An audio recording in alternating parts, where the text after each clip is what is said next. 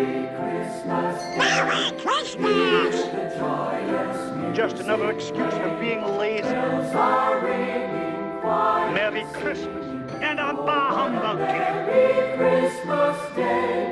Hey everyone, it's Jonathan, and welcome to the final Christmas Carol episode of the year. We'll definitely have more coming in 2022, potentially even as soon as Christmas in July. We'll see what happens. But in the meantime, I wanted to end the year with a bang, and what a better way to end it than with one of the most beloved animated versions of the Dickens classic, Mickey's Christmas Carol. And also, what a better way to end this year than with an absolutely amazing guest, Morgan Stradling of the Animation Addicts podcast with the Rotoscopers. I also just released a Q&A episode on iHeart Movies, probably not even an hour before this episode goes up, so if you haven't listened to that one, make sure you do, either before or after you finish this one. Sometimes the release order matters. I don't think it matters for this one. I've known Morgan since 2014 when I applied to write for her website, Rotoscopers.com. That website was probably my official intro into the online movie space, even though I had written some reviews for fun for my blog before that. I started writing for her in January 2015, and I guess the rest is history. We've talked about doing a podcast together for literal years at this point, but schedules never aligned, so it just hasn't happened. Until today, and I think it was worth the wait. I actually already sort of covered Mickey's Christmas Carol earlier this month. Sort of. I began this month's miniseries on Every Version Ever by putting together a compilation episode of a few mini-reviews I did with my cousins back in 2017.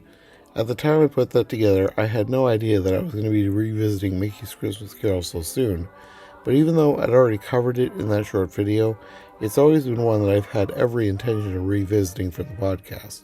The first one was just a basic YouTube review, but I wanted a chance to dig in a bit deeper than that, so when Morgan and I were finally able to pick a date to record an episode together, and she threw out Mickey's Christmas Carol as an option, I jumped on it. Merry, Merry Christmas, Merry, Merry Christmas, oh, what a Merry Christmas day.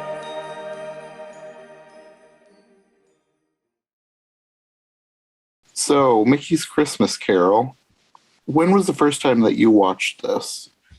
We had this on VHS, and so I don't know at what point we bought it, but I always remember watching this, pulling it out, whether it was Christmas or not.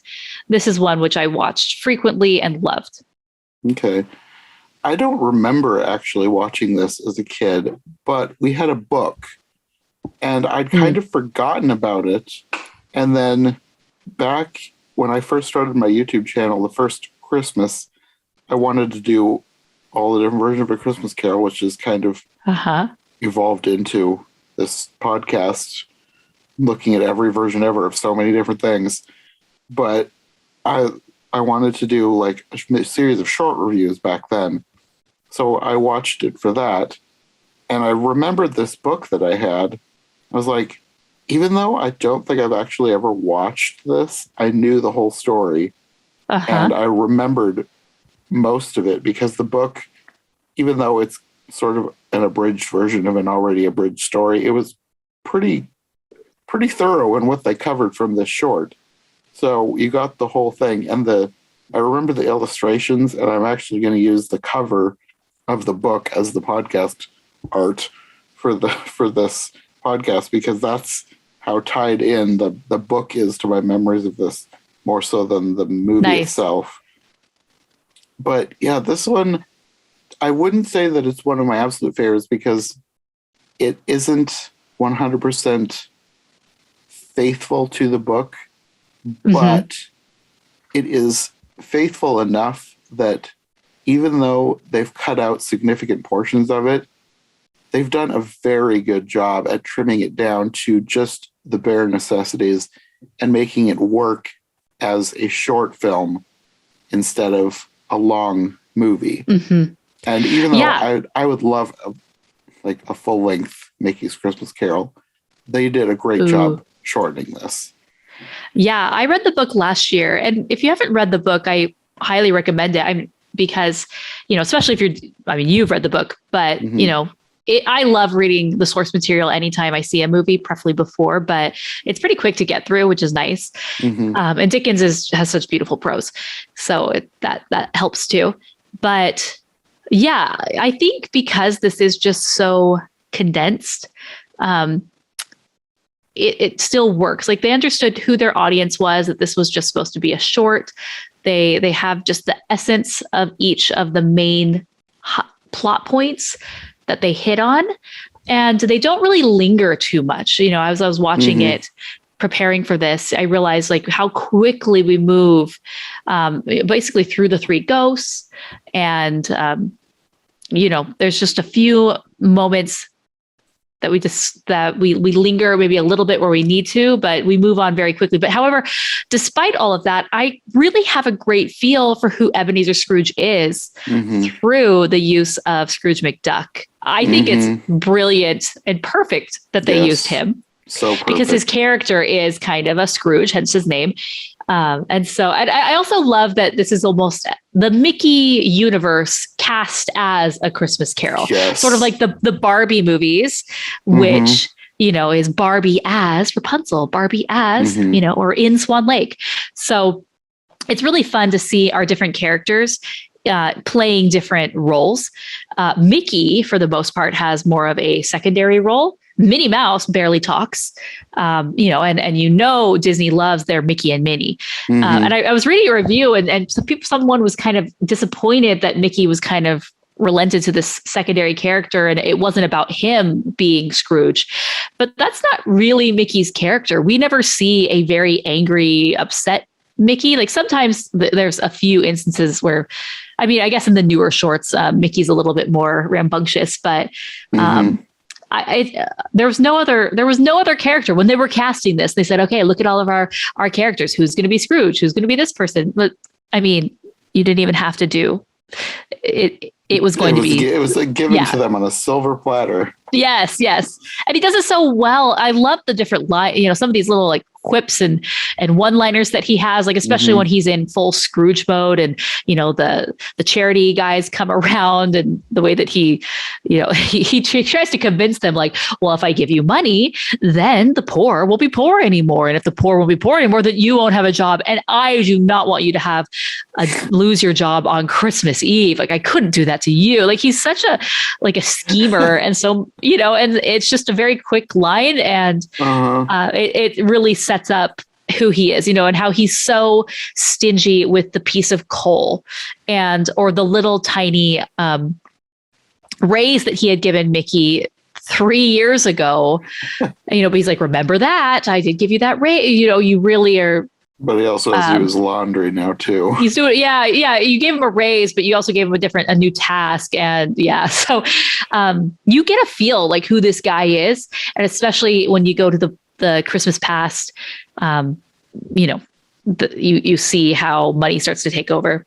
Well, I found it kind of interesting, not in the movie itself, but this movie, for whatever reason, fully holds up, that even kids today love it, because when we had first started talking about this, it was not very long before Thanksgiving, and my family got together after Thanksgiving to do our Thanksgiving. And I've become the uncle that everybody goes to for movies. Like, nice. The first thing that they do when they get here is come find me. Can we watch Mickey? They usually mean like a short cartoon. And I put on Disney Plus this time, and they saw Mickey's Christmas Carol, and they were so excited. They had to watch Mickey's Christmas Carol. They love this movie. Apparently they own it on DVD at home, so they could watch it at home, but they wanted to watch it here. They love this movie so much. So it holds up for whatever the generation now is of like little kids is called. I don't know. It's not Gen Z anymore. It's something else. Yeah. But it holds up for all ages. It's something that anybody can enjoy. Yeah. Which is really nice. And I think that does go with the short length of it. It's 25 minutes, if that. The characters are recognizable, so you already are attached to this character or that character, and how quickly they breeze through the material. One thing that I really like about this is the opening with the "Oh What a Merry Christmas Day" song and the illustrations. Yes. I love the pen drawings. Yeah, those were really nice. My kids, every time they see one of these older movies, they always ask, "Wait, it's over?" It's like, no, it's not over yet. Apparently, those drawings were illustrated by Michael Peraza Jr. In kind of a sepia, and he was done quite a bit for Disney company, but he was responsible for that. So he was in the studio for a long time. But yeah, it's just a nice little touch. You can definitely see where they had to cut corners. This isn't necessarily during the heyday of Disney animation. And so they're doing what they can. However, the animation is really nice. The character animation, I love. Different animators that were involved: John Lasseter, Glenn Keane, Mark Henn, Ed Gombert, Dale Bear, David Block, Randy Cartwright, Patricia Peraza, Kathy Zielinski. So obviously some really big names there. There's John Lasseter, Glenn Keane, Mark Henn. So I take it this is after Don Bluth had left.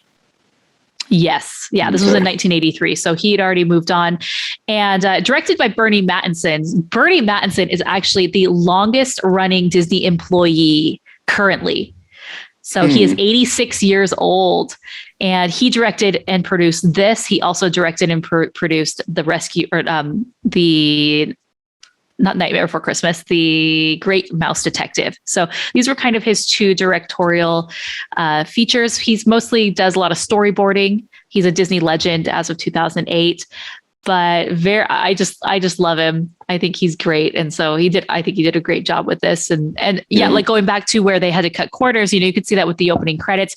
That very first scene where it transitions from the opening credit to the town and people are walking through, a traditional Disney back in the day, they would do a, like a zoom with what's the camera? I can't even, I'm drawing a blank. The multi-plane camera. Yeah. Yep. Yeah, where the different facades would zoom in, and it would be this really, really cool effect.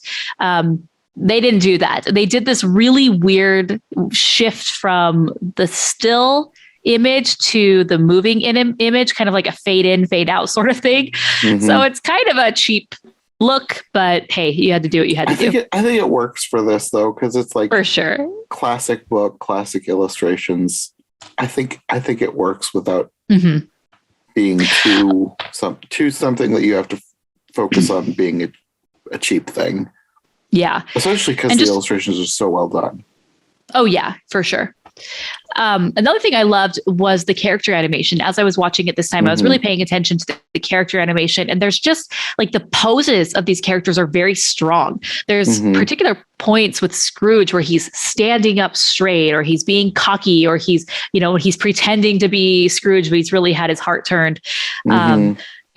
Just very, very strong poses that convey just in a split second what's going on with this character. So I love it. I can't really find, this wasn't released individually. I don't necessarily know if what the budget was attached to this.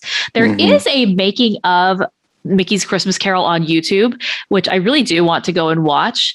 It's about 26 minutes long. So I think maybe that would give me a little bit more clues, but they just did overall the best that they could with this. And it's great in my mind. Yeah, for something that they did the best that they could, I think that they went above and beyond, because it's a very solid short. And I also love the different characters that we see that are just in the Disney. I was just going to go back to that, because we talked about the main ones. There's a lot of other ones too. Oh yeah. Willie from Fun and Fancy Free, Willie the Giant. I think that's just, these are characters that you typically wouldn't think of, of hey, all of our different characters. Now it's interesting. They pull from kind of Mickey's universe or the Silly Symphonies universe. So, but we're not going to see Cinderella. We're not going to see, we do see Jiminy Cricket. It's mostly the anthropomorphized characters. Yes. Aside from Willie the Giant. Yeah. I think he might be the only human-ish thing, if I'm thinking correctly. Yeah. Yeah, so we have Scrooge, Mickey, Goofy, and Goofy really is weird. As I was watching it, I was like, you know Yes. what? There's something off about Goofy. His voice. Not about his voice, but I loved that Goofy was in his real life before he was a ghost was this evil character who robbed from widows and swindled the poor. I'm like, I can't see Goofy doing that, but I love that it's Goofy. Yes, absolutely. Yeah. This horrible partner in crime, with Scrooge. But Goofy's very different from the typical Goofy. They try to give us a few Goofy moments, when he falls down the stairs and does the Goofy yell. But when he's talking, it looks like they had two voice actors for Goofy here. And I'm wondering why. I'm wondering if they're using his yell is stock footage from one of the voice actors. Probably. Is it Pincho Colvig? No, it says Hal Smith and Haynes Scholl. So wait, hold on. I want to say Pincho Colvig was his the main screamer. Yeah. So I could be wrong, but I think I remember that from years ago. It's definitely not a Bill Farmer Goofy, whatever it is. Whether they had maybe need to refine Goofy a little bit more in the next coming years. It's a little different. And then when he's just initially talking to him about I'm in chains and this and that, there's something off with Goofy, but it's fine. I'll take it. It's one of those things that I feel like I'm more able to forgive because he's playing a character. He's playing a character. Exactly. I love the use of Daisy Duck. Speaking of favorites, I love Daisy as his love interest in the past. I thought that was very unique because, they love to pair Donald with Daisy, obviously. Yeah. But in this one, they have a little bit more liberty. And I thought that was great. She has such a pure character with that. We do see Pete. I love myself some Pete. He's great as the ghost of Christmas Future. And then we have some background side characters from The Wind of the Willows, like Ratty and Molly, Otto, the Weasels. We do see Morty and Ferdy Field Mouse, and Millie and Melody Mouse, who very rare characters we don't see often, especially Morty and Ferdy. We never see them. These are the nephews of Mickey. And Millie and Melody Mouse, we do see a bit recently, like Minnie's Boutique, those shorts. For some reason, they're okay talking about Minnie's nieces versus Mickey's nephews. I don't know.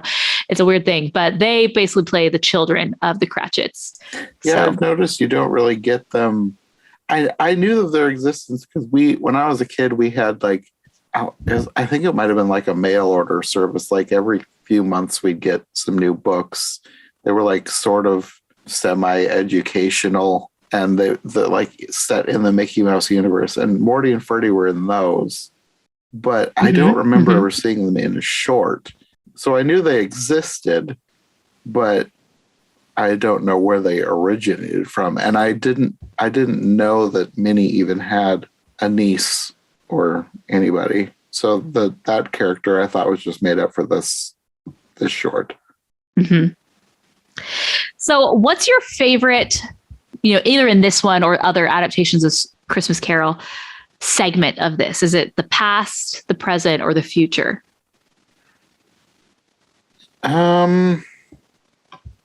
It's different for every adaptation. I think in this one it's probably the past, probably because, like you said, I like Daisy, and I like the wide variety of characters that they use for the past, especially in the party with Fezziwig, which I love that Fezziwig is played by Mr. Toad from Wind in the Willows. Yes. That's kind of the perfect character for that. It is. They cast everybody perfectly. And especially when they would pick out an obscure character, hardly anybody has seen The Wind in the Willows. Everybody knows of the Ichabod Crane section of that film, but they don't usually remember the first half, at least that I've noticed. Because I think Ichabod Crane got played around Halloween a lot. If they just kind of forgot about The Wind in the Willows. But I love that they used those characters, and I've recognized them since I was a kid because I had that book. but I don't think I knew where they were from when I was a kid. I thought that they were from this story. And it wasn't until I got older that I realized, oh, wait, they took them from this other movie. Mm-hmm. And then it was years before I even watched that movie. So, yeah, It's all coming together. I love how everything, comes together, comes full circle. Mm-hmm. But yeah, the past, I think, is probably my favorite because I think that's where they spend the most time in this one. You spend more time, I think, with Jiminy Cricket than anybody else. Right. Yeah, I like the past. I like the big feast with Willie the Giant. Mm-hmm. Then we move quickly to seeing Bob Cratchit, and then the end of the Christmas Future is quick. We don't see much of him, and off we go, and we're awake, and Merry Christmas. One thing we haven't mentioned yet, though, is Donald. I love that Donald is kind of like Goofy. It's not Donald. Yeah. Because Donald almost would have been a better Jacob Marley than Goofy was. Yes. Because he just has that surly personality. Yeah, usually. kind of this. But I kind of loved how nice he was in this. Yeah, he kind of had a light in his eyes, for lack of a better term, but it's a very non-bitter, less scruffy Donald. Mm-hmm. It's enjoyable. It's really enjoyable to see a very happy Donald. Mm-hmm. And in the same vein, I also liked that Scrooge wasn't as awful as he can be in some versions. He's closer to his DuckTales persona than he is to some really angry, bitter, jaded Scrooges. Mm-hmm. And I loved how giddy he was about his money, playing in it, and just it made him so happy. Yeah. I do like in the present, I do like the scene at the Cratchits, seeing how they are coping with being poor. And I also like that I don't know if they did it on purpose, since Willie the Giant is the person walking him through this, but it's reminiscent of Mickey and the Beanstalk, because in that short, they're very poor. They have barely any food, and right down to using a knife and fork to cut a pea. Oh, yeah. Reminded me of Mickey and the Beanstalk. Yes. Yep. Yeah, that is such a touching moment. I did notice that this time, how grateful they are. They just have that little tiny hen and a little bit of food. What's she cooking? A canary? Yeah. And even you begin to see Scrooge finally kind of have a thought of a care in the world for someone other than himself. Mm-hmm. He's like, is that it? That's all they have? And I think for him, he's just so, up in his ivory tower, counting his golds, or his money bin, if you will. Just, he doesn't see what life is like. And from this experience, he's literally peeking in the windows, and he's seeing this is all that they have. And it's making him kind of realize, oh, well, this isn't right. Yeah, I feel like I said, this is not one of the more evil versions of Scrooge. He didn't really do anything too bad, except for to Daisy/Belle when he foreclosed on her mortgage. That was the main evil thing that he did in this. And other than that, it's just he's too stuck in his own life to care about or think about other people. Mm-hmm.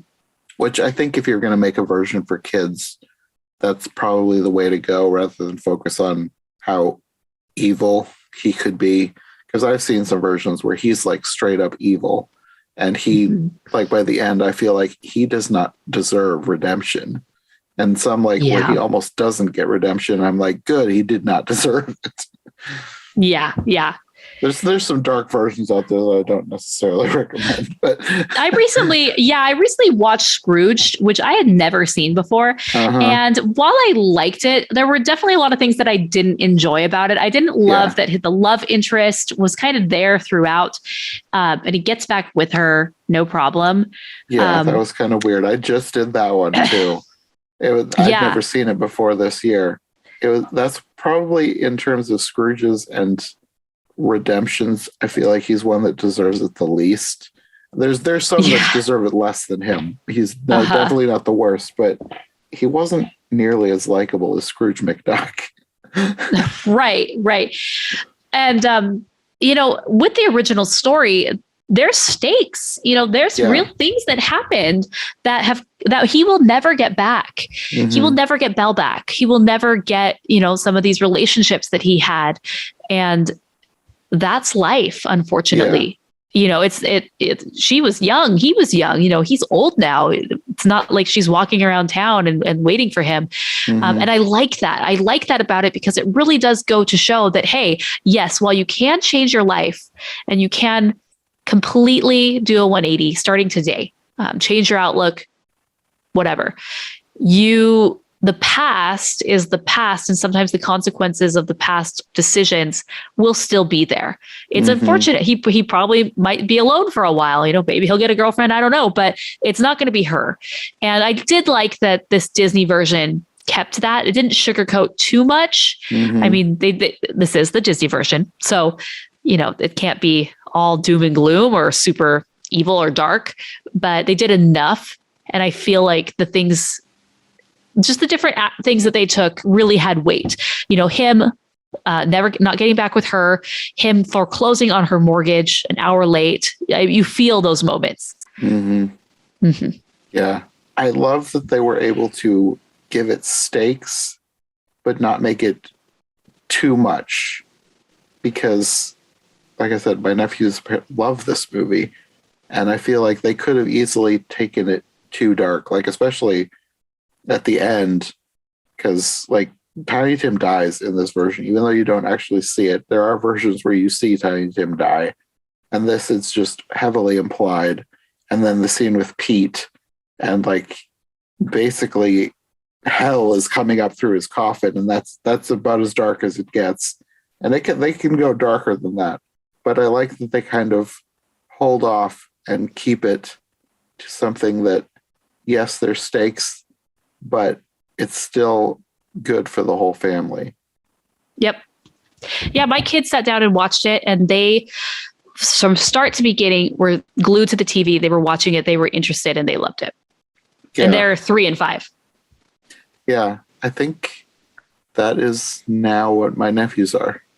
Yeah. Because the one just turned 3, and they both sat there the whole time and loved it. And I think the familiarity with the characters, I think, really does help. It does help, because there's a bunch of Mickey shows that they watch. I don't know what they all are. I haven't seen them, but outside of your demographic. Yeah, when they say they want to watch Mickey, I put on the ones that I know I will like. I don't go for like there's like Roadster Racers or something. I don't know what that is. I haven't watched it. I think that maybe they do watch that one. You can watch that with your mom. Yeah. But in my house, we do not partake. Yeah. So this year we watched a lot of different Mickey stuff. A lot of times I'll stick to like the new, what's his name? Paul Reddish. I'll stick to those. But like we were kind of all over the place this year. We watched this. There was one called Once Upon a Christmas that I think I've seen before, but they really like, so we watched it again. There was one I didn't stick around to watch because we played a game upstairs. It was Twice Upon a Christmas, which for some reason was CGI. It was a sequel to the other one, but it was CGI instead of hand-drawn, which was weird. And then there's another special that I think it's called Duck the Halls. It's from Paul Reddish, so similar story, but it's like a half-hour-long special. That's hilarious. Like if you haven't seen that, watch that this Christmas. I love that.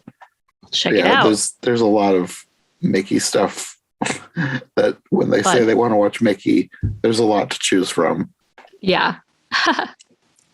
So we definitely should talk about the end when he finally wakes up and is reformed.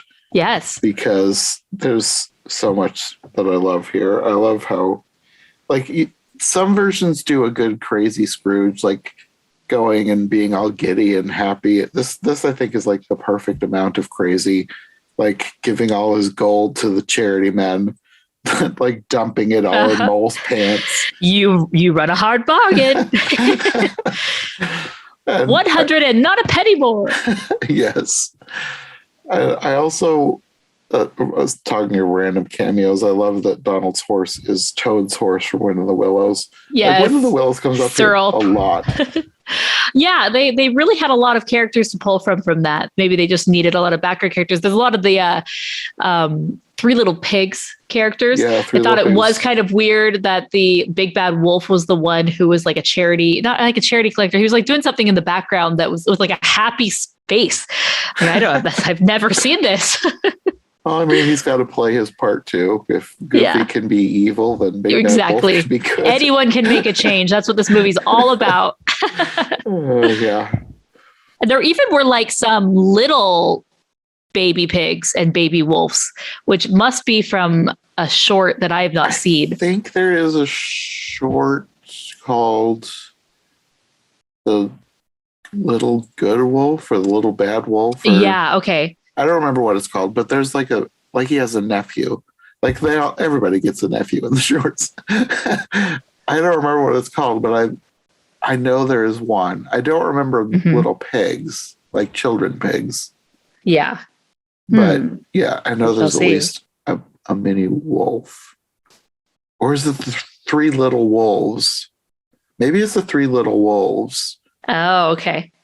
It's been a while since I've seen it. I know there's something that exists where he has at least one, if not three nephews. Anyway, that's probably what you were seeing. But yeah, there's a lot of really nice background characters that they're not given like specific parts, but just like all the Robin Hood characters or Clarabelle Cow and Horace Horsecollar are in the background of the party scene. Yeah, I love that about this. Just all the different things to look for. Yeah, and the more you know your Disney, the more you notice and see. Yes, that's very true. And I also love that this version, like, you can be a stickler for how much something sticks to the book. But one thing that I do like when different versions do this is when he goes to visit the Cratchits, because that does not happen in the books. Or in the book. Yeah.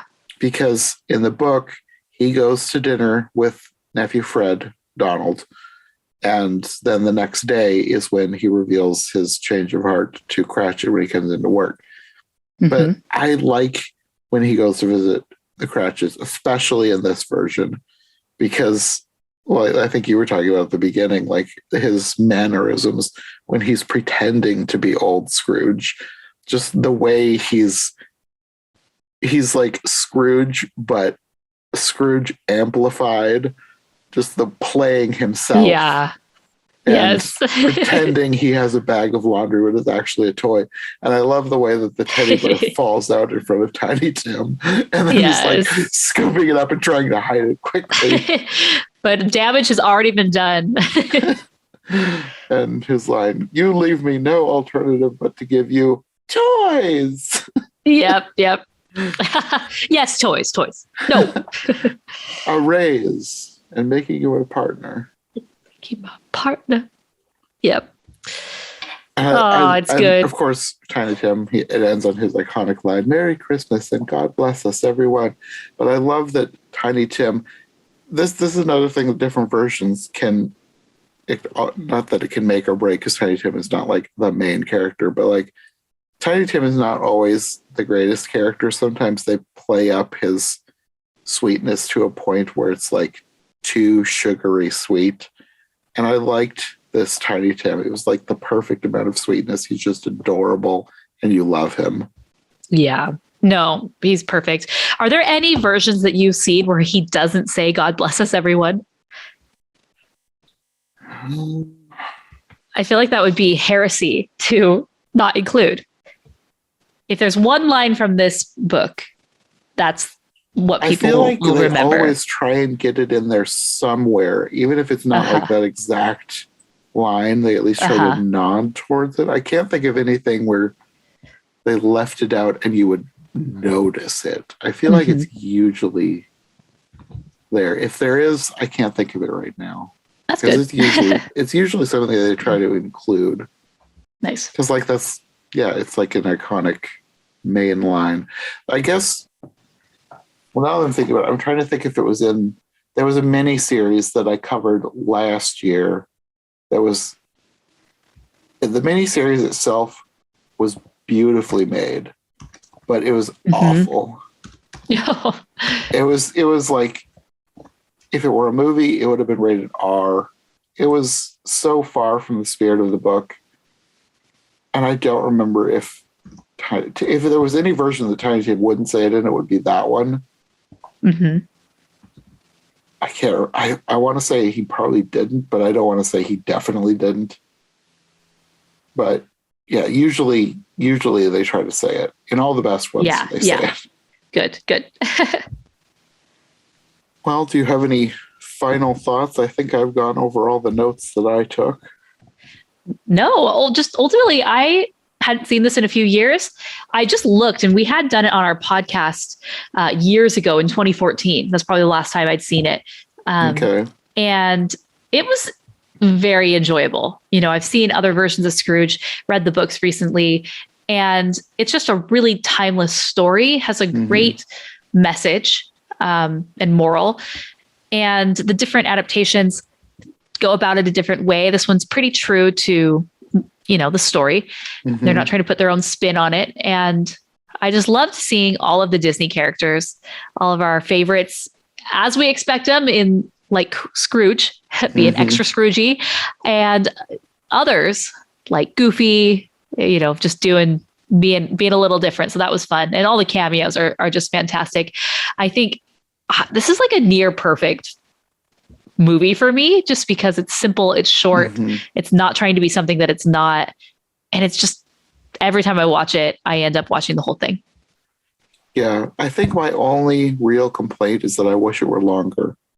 Like, I wish that they would have been able to include more scenes from the book, more backstory, spend a little bit longer during the scene in the present, actually have him go visit Nephew Fred. And I like the party scene at Nephew Fred's when he realizes what people think of him. And I'm kind of disappointed we didn't really get something like that in this. So I guess that's my only complaint, is like, I want more, which I guess is a good complaint to have. Disney is on top. How cool would it be if they announced that they were making a feature length Mickey's Christmas Carol, love that. to come out in 2022 or 2023, not to replace this in any way, but to really build on it. I think that'd just be so cool. I definitely. I really, ever since you mentioned that earlier in the podcast, I'm like, that it would be great for them to do the full thing. Yes. I don't usually feel that way about things. Like, when somebody makes something, I feel like it's done. We can move on. But like this, I feel like would be something I just want fleshed out more. Another thing that I can think of is Sword in the Stone.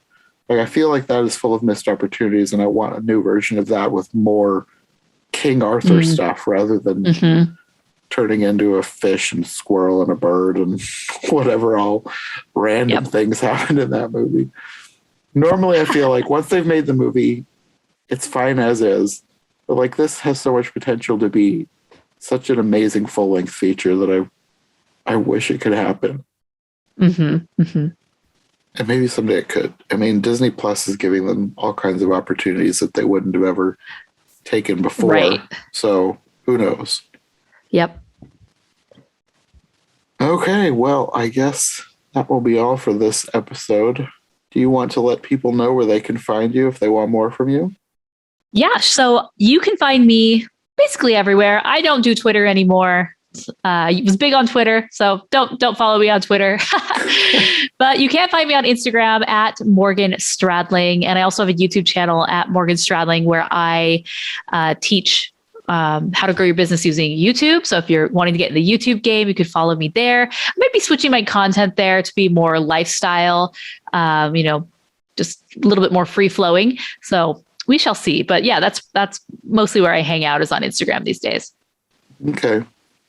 And I'll have that linked below as well as the main website where I write and where your podcasts get posted. Oh, yes. Yep. Perfect. Because everybody needs to listen to Rotoscopers. Oh, thank you. I appreciate it.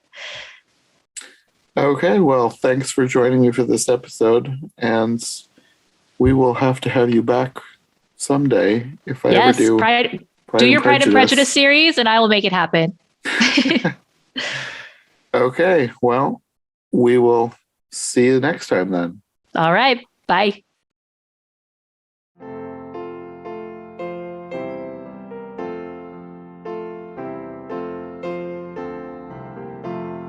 Thanks for listening to this special Christmas episode of the podcast. If you like what you've heard, then don't forget to subscribe on whatever platform you prefer, and of course, make sure to follow my co-hosts as well. Any relevant links will be in the description for easy access, and we'll see you soon for another brand new episode of the show. Thanks for listening, and Merry Christmas!